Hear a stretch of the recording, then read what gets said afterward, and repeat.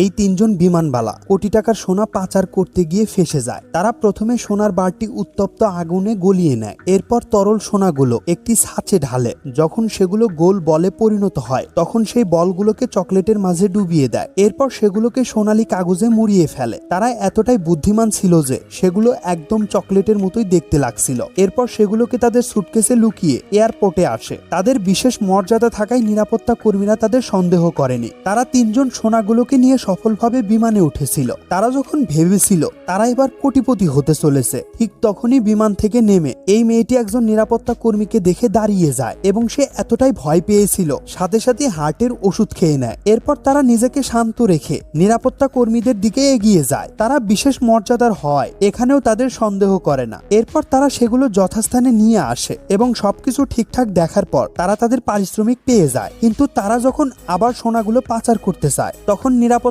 কর্মীরা তাদের আটকিয়ে দেয়। ভিডিওটির পার্ট 2 দেখার জন্য একটি লাইক দিয়ে কমেন্ট করে জানাতে পারো।